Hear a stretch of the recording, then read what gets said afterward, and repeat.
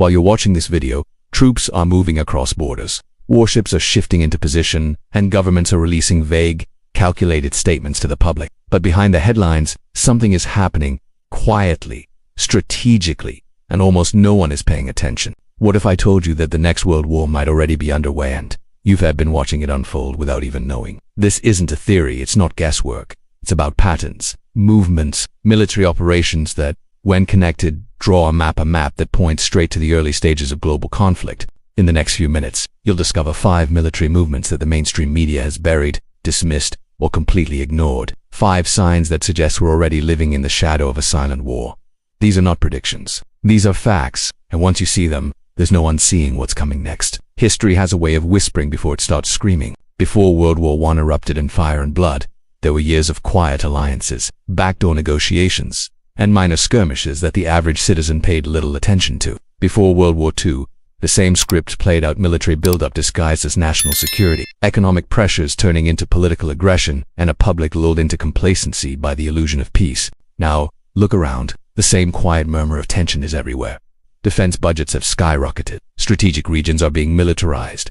Former enemies are reuniting under new flags. And the media, distracted, focused on celebrity gossip, trending memes, and manufactured outrage. But beneath that noise, something older is waking up. A machine we've seen before. And it's turning its gears once again. Ask yourself, why are world powers moving troops into cold, remote territories like the Arctic? Why are defense alliances suddenly being revived after decades of dormancy? Why are drills being conducted that mirror real invasion scenarios down to the smallest tactical detail? You won't find these answers in your evening news, but you might find them in a history book, one that's been read before wars begin, not after. The silence before the storm isn't empty. It's loaded with signals for those who know where to look. And right now, those signals are everywhere. You just have to connect the dots. Which brings us to the first one. The Arctic, icy, desolate expanse that once seemed like the last untouched frontiers, becoming the most hotly contested region on the planet. And it's not just about frozen land. Hidden beneath the melting ice lies an abundance of untapped natural resources, oil, gas, rare earth minerals. But more importantly, it holds a strategic position between some of the world's most powerful military forces. In the last 5 years, there has been a dramatic shift in how nations treat the Arctic, not as a scientific interest or an environmental concern, but as a potential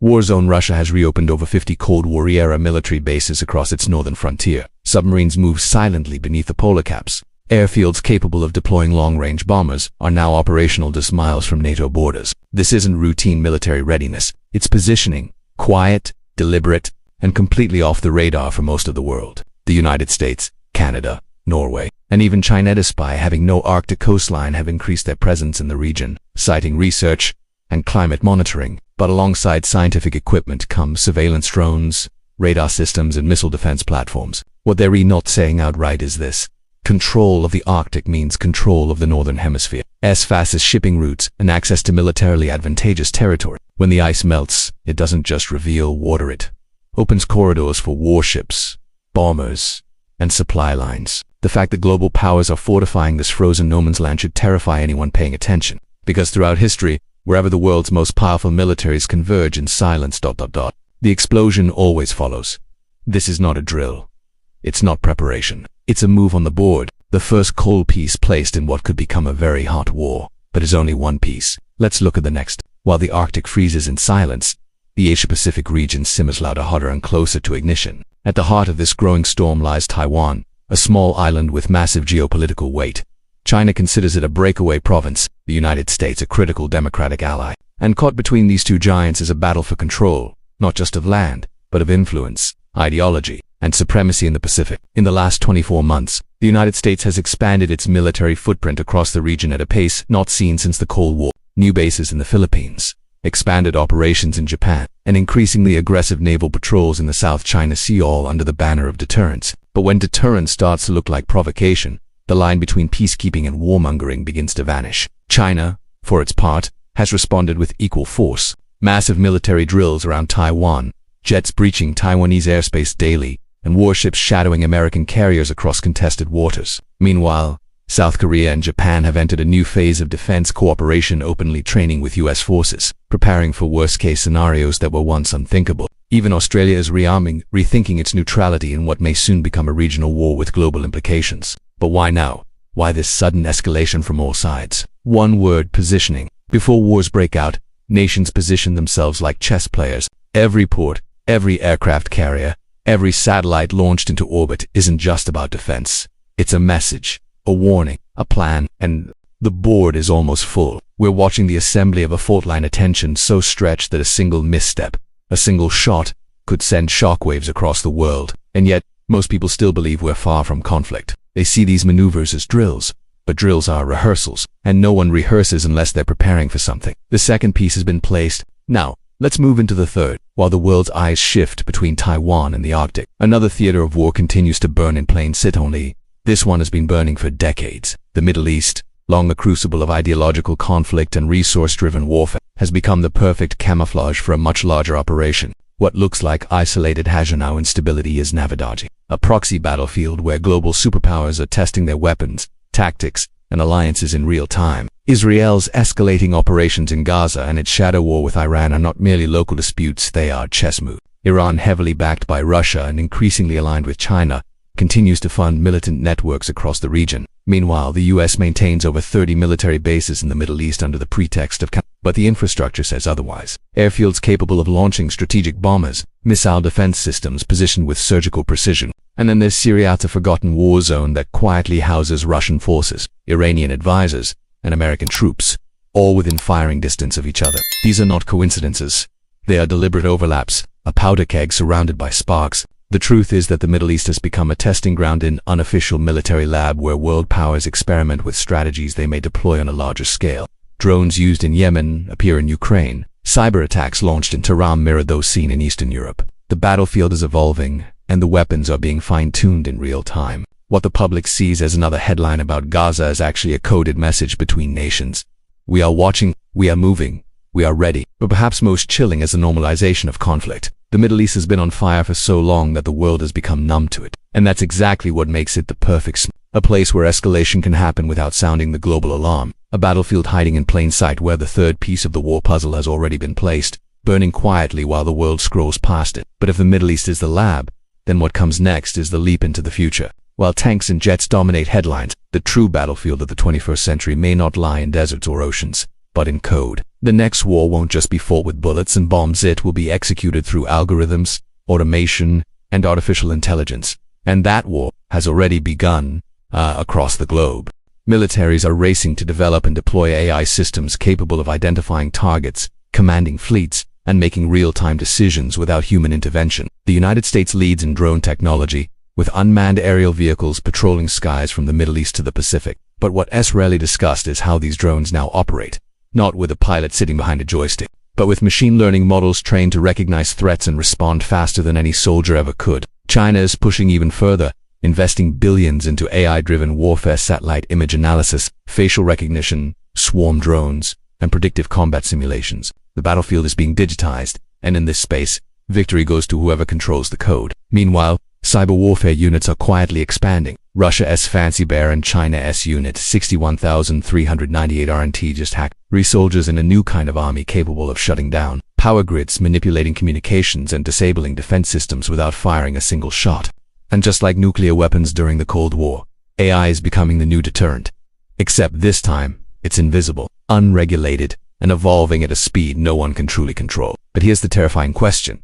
Who makes the final decision? If an AI identifies a threat real or false, who stops the missile? Who pulls the plug? Or has that human role already been erased? Experts warn that autonomous systems, if not contained, could launch preemptive strikes based solely on data projections. A war could begin not because someone ordered it, but because a system predicted it. The line between machine logic and human judgment is dissolving, and with it, the last barrier between tension and total war. The fourth piece is on the board, silent, calculating, and completely invisible to the average eye. But while AI watches the world, old alliances are rising from the shadows, and the final piece may be the one that completes the puzzle. When war is on the horizon, old ghosts tend to wake up. Treaties once considered obsolete are suddenly revived. Rivalries long thought buried re-emerge with alarming clarity, and the same nations that once stood across from each other in the bloodiest conflicts of the last century begin forming ranks again under different names, with the same intentions. This is what we're seeing now. NATO, once criticized for being outdated and unnecessary, is expanding its presence and purpose. Finland and Sweden, historically neutral, have joined its ranks, marking a dramatic shift in military alignment across Europe. This isn't peacemaking. This is mobilization. But while NATO grows, another alliance is forming in the shadows. Russia, China, Iran, and even North Korea are tightening their ties, conducting joint military drills, signing trade agreements that circumvent Western influence, and supporting each other in both overt and covert operations. These aren't casual partnerships, they're strategic unions, designed with one goal in mind: counterbalance the West. It's not just about defending borders anymore, it's about choosing sides. The same fault lines that divided the world during World War II and the Cold War are cracking open once again, only this time. The weapons are smarter, the fronts are digital, and the alliances stretch from cyberspace to outer space. Even smaller nations are being pulled into the gravity of these power blocks. Countries in Africa, Southeast Asia, and Latin America are being courted with promises of infrastructure, defense, cooperation, and technological advancement. But beneath those offers lie deeper intentions: influence, loyalty, leverage. And slowly, the world map begins to polarize. Two sides, two visions for the future, and very few places left to stand in between. When alliances like these reawaken, history shows us one thing: the final countdown has already begun. The fifth and final piece is now in place, and the board is no longer being set, it's ready. What happens next will depend not on diplomacy but on which side decides to move first. Looking at these 5 military movements, a clear pattern emerges, one that mirrors the quiet build-up before every major global conflict in history. The fortification of the Arctic, the mounting tension in the Asia, the simmering conflicts of the Middle East, the silent takeover of artificial intelligence in warfare, and the reawakening of ancient alliances. Each piece alone could be dismissed as routine military maneuvering or precaution, but together they form an unmistakable blueprint. A blueprint of preparation for a conflict on a scale the world has never seen before. History teaches us that wars don't erupt spontaneously. They are the product of slow, deliberate escalation, the weaving of many threads into a rope that eventually tightens until it snaps. Today the rope is taut.